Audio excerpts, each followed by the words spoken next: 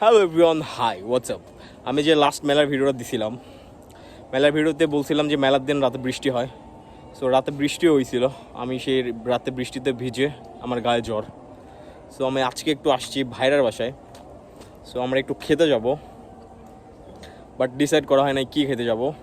আমি একটা চিরকুটে লিখবো বাংলা খাবার অ্যান্ড চাইনিজ খাবার, যেটা উঠবে সেটাই খেতে যাব আজকে। আর চিরকুট লেখার আইডিয়াটা বেসিক্যালি আমার বড় ভাইয়ার, ভাইয়া বলছে যে তোমরা চিরকুটে যেটা উঠাবো সেটাই আজকে তোমাদের খাওয়াবো।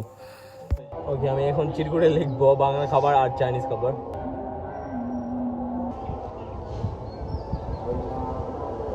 ওকে গাইস, চিরকুট লেখা শেষ। আমি চিরকুট উঠাইতে দিব, যেটা উঠবে সেটা খেতে যাবো আজকে। ওকে, এখান থেকে একটা চুজ করবো।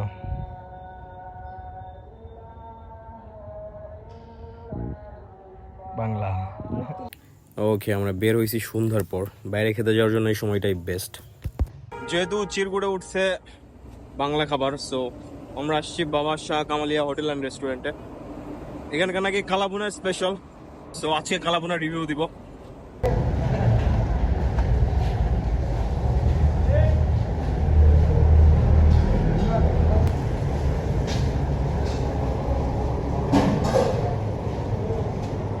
ভাই আজকে আমরা কি ট্রাই করবো?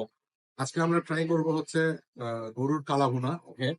এই যে আমরা এখন যে জায়গাটাতে আছি হাইওয়ে রোড, এখানে সাধারণত ট্রাক ড্রাইভাররা একটু বেশি খায়, কিন্তু এখানকার যে কালো ভুনাটা রয়েছে এটা অনেক টেস্ট হয়, যার কারণে এই হোটেলটা নিয়ে একটা হাইপ আছে যে কালা ভুনার জন্য এখানে আসতে হবে। আচ্ছা, পরিবেশটা সেম সাম?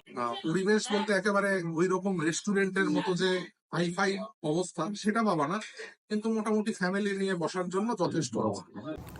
ওকে গাইস, খাবার চলে আসছে। প্রথমে দিচ্ছে সাদা ভাত আর কচুঘাটি। কচুঘাটিটা কমপ্লিমেন্টারি ছিল, এটার জন্য চার্জ নেওয়া হয়নি। আর এই যে পেঁয়াজ মরিচ দিয়ে মাখানো, এটার নাম কি আমি জানি না।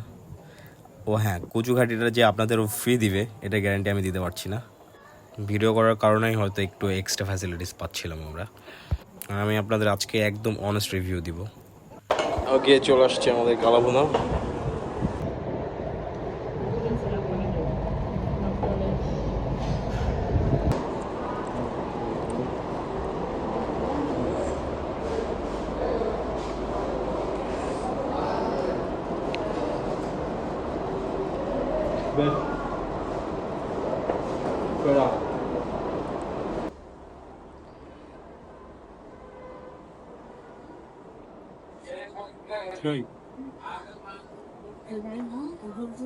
যদিও আমার ফুড ব্লগিং এর এক্সপিরিয়েন্স নাই, বাট এখানকার কালাভুনা সেরা, একদম সেরা।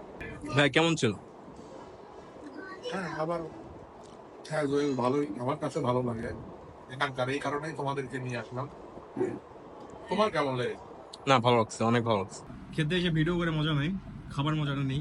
আসলে আমরা তো প্রফেশনাল ফুড ব্লগার নই, আমাদের মুখের সামনে ক্যামেরা ধরলে একটু ইতস্তত হয়। হ্যাঁ, কি বুঝলে বলো? খেয়ে দে। খেয়ে বুঝলাম আমরা ভিডিও করতে এই জন্য একটা স্পেশালিটি পাচ্ছি। আচ্ছা, এখানকার কোয়ান্টিটিও কিন্তু ভালো, হ্যাঁ। আর দামও রিজনেবল। আর কি চাই, চলো খাবারে ডুব দেওয়া যাও। আমার গায়ে অনেক জ্বর ছিল, মুখে কোনো স্বাদ ছিল না, তারপরে অনেক তৃপ্তি সহকারে খেয়েছি আমি। বলো এখন কেমন খেলে? একদম তৃপ্তি সহকারে খেয়েছি।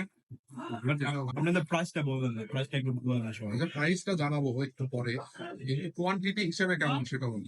একদম বেস্ট। এবং খাবারের মান বেস্ট, আমি এত এক্সপেক্ট করি নাই যে এত ভালো খাবার হবে। মাঝে মধ্যে মানে এইসব ছোটখাটো জায়গাতেও অনেক সুন্দর স্বাদের খাবার পাওয়া যায়। আমাদের তো অনেকের ভুল ধারণা আছে যে বড় সুন্দর মান হলেই সেখানে ভালো খাবার পাওয়া যায়, কিন্তু তা নয়, এইরকম জায়গাতেও ভালো ভালো খাবার পাওয়া যায়। তো নাও, শেষ করো। বিল চলে আসছে। কালা মানে প্লেট কত গেছে? 140 না? এই মুখে পুরে কাটিয়ারটা কিন্তু নিতে হবে। ওকে।